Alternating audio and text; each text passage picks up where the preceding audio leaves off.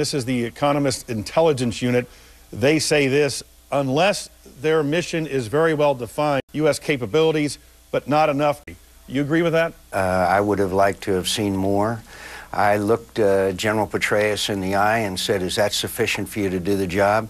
He assured me that he thought it was, and that he had been told that if he needed more, he would receive them. But one of the keys to this is get them over there quickly, rather than feed them in piecemeal, as some in the Pentagon would like to do today. From the Baltimore Sun, a U.S. Army infantry battalion fighting in a critical area of eastern Afghanistan, and just as the Taliban is expected to unleash a major... Should we be moving troops from Afghanistan at this delicate stage in that war to Iraq?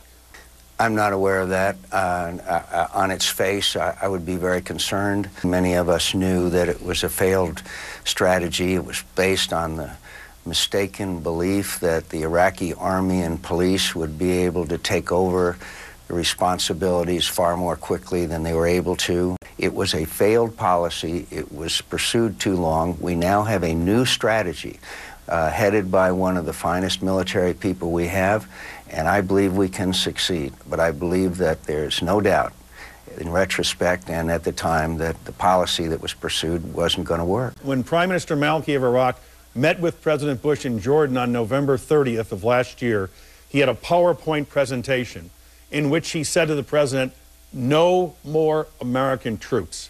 If the Iraqis didn't want more troops, why are we sending them? And their government has put forward an aggressive plan to do it.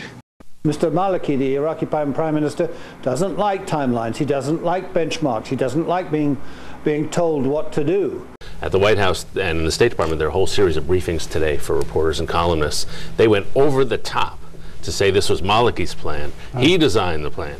This is an Iraqi-led plan. It's Iraqi, trying to soothe the way for him to accept this, to buy into this. Mr. Maliki did not want more American troops. So there's much in this plan that Mr. Maliki doesn't like. There's much in it that has, in effect, whatever they say, been imposed on him. I think we've convinced Prime Minister Maliki, and as the situation continues to deteriorate, that we need to do that. There's no doubt that this is a slender reed that we are leaning on here in the form of Maliki and his government. As far as Maliki is concerned, we need unity of command in Baghdad. Americans have to be in charge. The operational decisions of sending troops to Baghdad by the Maliki government is fine, but General Petraeus has to be in charge.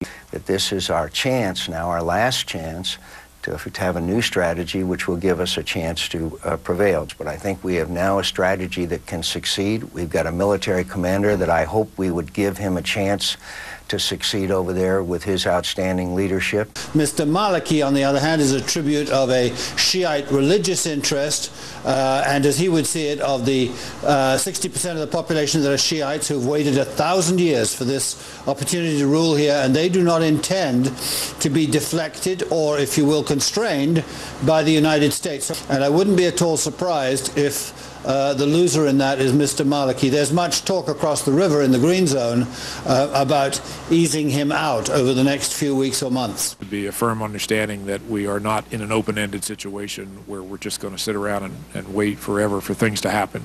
But time is running out. One other corner he wouldn't let himself be painted into was whether or not the U.S. would need to send additional troops into Iraq beyond the 21,000 increase that is happening now, something that General Petraeus has left the door open to.